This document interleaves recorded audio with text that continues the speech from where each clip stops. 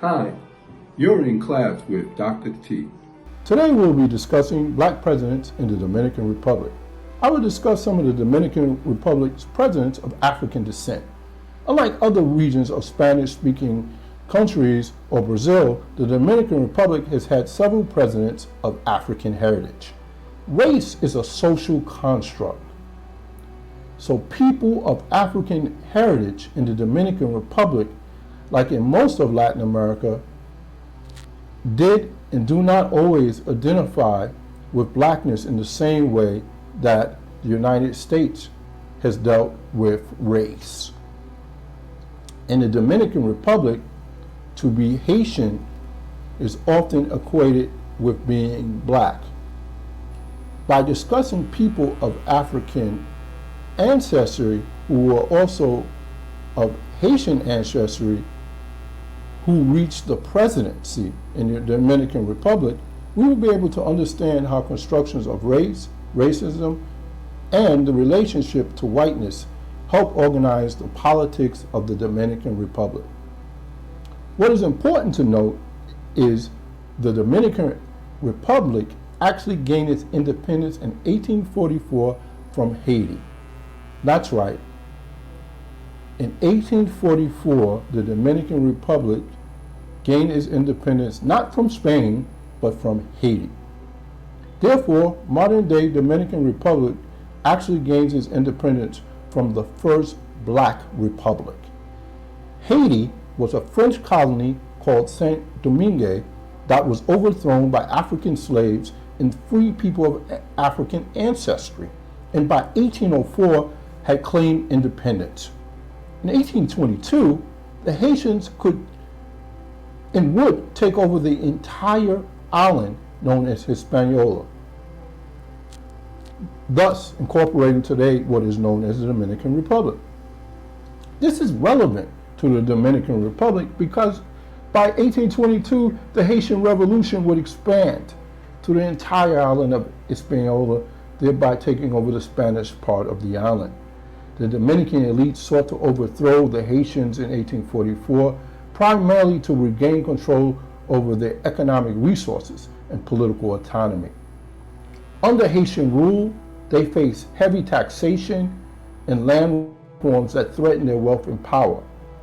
Additionally, cultural and racial tensions fueled their desire to reassert their Spanish heritage and distance themselves from Haitian governance, which was associated with African heritage and the legacy of the Haitian Revolution.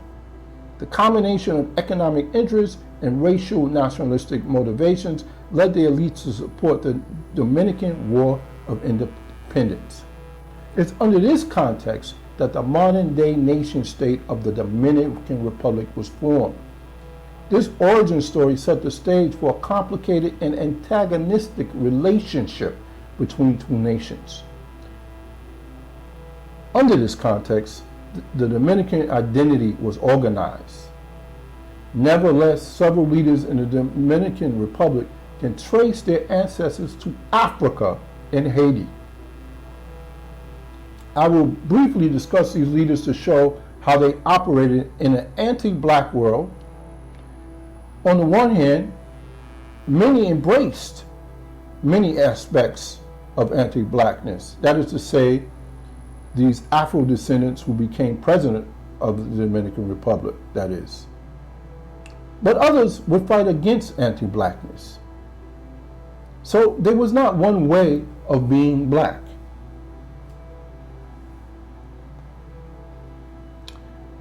The first leader of African ancestry, and who was indeed born in Haiti, was Pedro Santana. 1801 he was born, and in 1864 he would pass away. Where he was born, Hincha, there was much racial mixing. And indeed, though we do not have clear documentation, it is widely accepted that he was of mixed racial heritage, including European and African roots. Santana rose to prominence through his military prowess, playing a key role in the Dominican War of Independence against Haiti.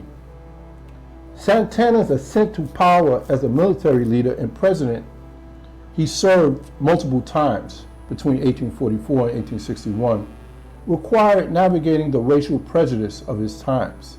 He often aligned himself with the white land-owning elites to secure his position. Santana's decision to annex the Dominican Republic to Spain in 1861 was partly driven by his belief that European control would stabilize the nation and preserve the power structure, favoring the lighter-skinned elite. In other words, Pedro Santana did not believe that an independent Dominican Republic was paramount. He was more invested in the Dominican Republic being under the control of the Spanish, if that meant the elite would maintain their wealth and power in the society. Santana preferred Spanish colonialism to independence. Therefore, Santana's military campaigns against Haiti and his leadership during the Dominican Republic's separation from Haitian rule reflected a complex and often adversarial relationship with Haitian blackness. While he played a pivotal role in establishing Dominican independence, his policies and alliances did little to challenge the underlying racial hierarchies that marginalized Afro-Dominicans and Haitians alike. Worse, he basically supported the economic privileges of the white elites of the Dominican Republic. The next president of the Dominican Republic that was of African ancestry, Bueno Ventura Bas, was in many ways very similar to Pedro Santana. He, Bueno Ventura Bas, was of Haitian origin as well. Like Santana, he was of mixed racial heritage with African and European ancestry. Bas served as president of the Dominican Republic 5 times between 1849 and 1878, navigating a tumultuous political landscape. Bas' political strategy often involved forming alliances with foreign powers and local elites, which required downplaying his African heritage. His administration was marked by attempts to stabilize the economy through controversial means, including considering annexation by foreign powers like the United States and Spain. Again, very similar to Pedro Santana. Bas was very pragmatic and conservative. He prioritized personal and national stability over racial justice or social justice. In fact, it was under the administration of Bas that he encouraged European immigration over other non-Europeans, giving them preferential treatment and preference to Europeans. The next president I would like to discuss was very different than Pedro Santana and Bueno Ventura Bas, and that is Gregorio Luperón. Luperón was a Dominican independence hero, military leader, and a politician who played a crucial role in shaping the country's history. Born in 1839 to a father who was of Spanish descent, but to a mother who was of African descent and possibly born in Haiti. Therefore, Luperón was of African ancestry as well, and most probably descended from Haiti as well. Luperón's accomplishments include leading the Dominican Republic to independence from foreign European powers in 1865, serving as president from 1879 to 1880, and again from 1884 to 1886, promoting education, infrastructure development, and promoted the African diaspora to migrate to Dominican Republic. So, where Bueno Ventura Bas supported the Europeanization of the Dominican Republic, Lubrion supported Africans and others to come to the Dominican Republic, irrespective of their race. We know that Lubrion fought anti-black attitudes because he realized that African Americans, by immigrating to Dominican Republic, could possibly escape the racism and second-class citizenship of the United States.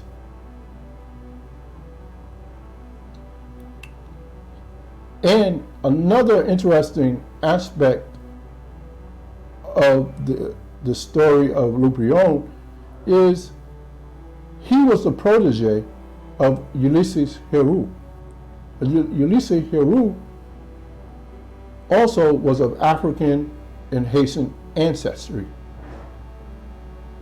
and would become president of the Dominican Republic. Ulysses Hery, commonly known as Lilith, was of African and Haitian descent. His father was born in Haiti, and his mother was born in St. Thomas. So both sides of his family were of African heritage. Hery embraced his mixed heritage and was not ashamed or afraid, like Lubrion, to embrace competent Afro-descendants or Haitian descendants to very top positions in Dominican government, in Hery's security forces, and in the military. The problem with Hery, which made him very different than Lubrion, was he was a tyrant. He wanted personal power and eventually became a dictator of the Dominican Republic. He sought personal fortune and sought power.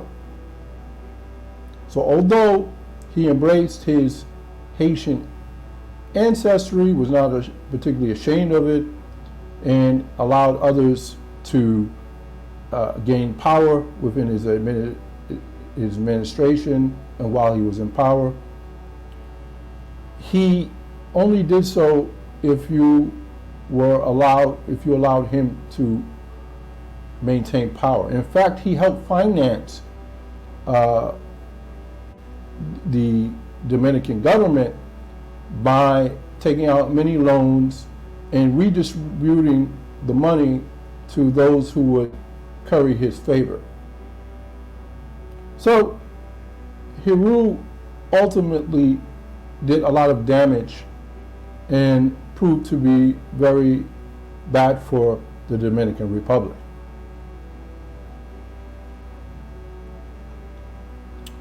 Another important leader who was of African ancestry, his grandmother was Haitian, was Rafael Trujillo.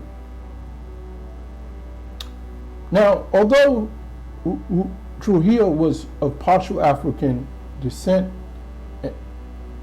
in fact Haitian, he was vehemently anti-Haitian. He was responsible for a massacre called the Parsley Massacre, because the Dominican soldiers would kill and maim people if they were not the right color, if they could not speak Spanish in a certain way. The Parsley Massacre was a dramatic moment in Haitian history. It happened in 1937. But even though Rafael Trujillo was the worst kind of racist and virulently anti-Haitian, the year that he committed this massacre in 1937 would be the same year that he would invite various members of the Negro Baseball League for several exhibition games in the summer of 1937. Satchel Paige, Josh Gibson were considered some of the best baseball players in the United States. Trujillo would invite them to the Dominican Republic at a time when African Americans could not play baseball with their other fellow quote-unquote white Americans. Obviously, Trujillo did this not for true solidarity, but to promote the game of baseball, particularly as it pertained to the Dominican Republic. I'm pointing this out not to say that Ralph Trujillo was in solidarity in any way with African Americans, but rather to point out that Rafael Trujillo also had a very complex and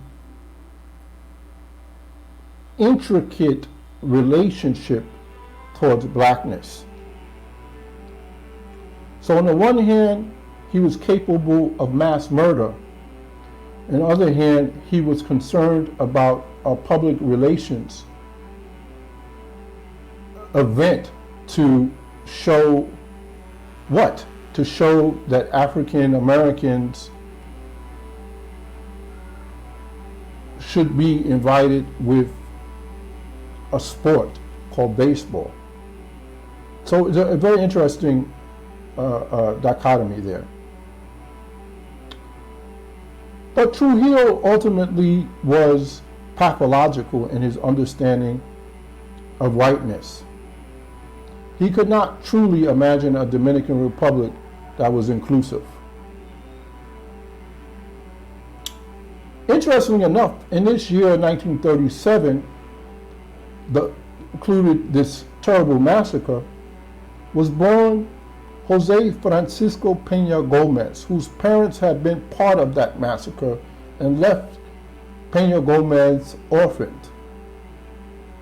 Jose Francisco Peña Gomez would become president, would be elected president, but denied his presidency in 1994. So although he was elected, he was never allowed to serve because of the anti-blackness and anti-Haitianness attitudes of the Dominican Republic. But I'll get into that in 1 second. Peña Gomez was adopted by a Dominican family. And they allowed him to get a great education. Peña Gomez would study at the best university in the Dominican Republic and study in France as well. He became highly educated and would become mayor of Santo Domingo and eventually win the presidency in 1994, but denied his opposition, Joaquin Balaguer and Bosch, who Gomez had supported for many years, came together to deny him the presidency.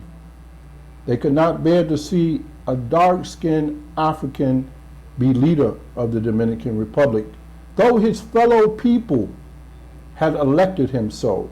It shows the contradiction in the Dominican Republic. The popular classes wanted Peña Gomez because he promoted social programs of justice in education, healthcare, and he fought for people regardless of their race or color. He culminated in many ways the ideas of Gregorio Luprión, He was the modern day version of it. And the idea of a Dominican Republic for all. So in conclusion, I have discussed Pedro Santana, Bueno Ventura Bas, Gregorio Luprion, Ulysses Hery, Rafael Trujillo, and Jose Francisco Peña Gomez. Illustrate the intricate dynamics of race, power, and identity in the Dominican Republic. Each leader navigated their African and Haitian ancestry differently, often reflecting and reinforcing the complex interplay between blackness and whiteness in Dominican society. While some, like Peña Gomez, sought to challenge racial prejudice and promote inclusivity, others, like Trujillo, perpetuated and exacerbated systematic racism and anti-Haitian sentiment. These leaders' legacy continue to shape the Dominican Republic's ongoing struggle with its multifaceted racial and cultural identity. The Dominican Republic reflects the contradictory attitudes and ideas that flow throughout the Americas among black people, white people, and others. This is why the Dominican Republic is so interesting. Thank you.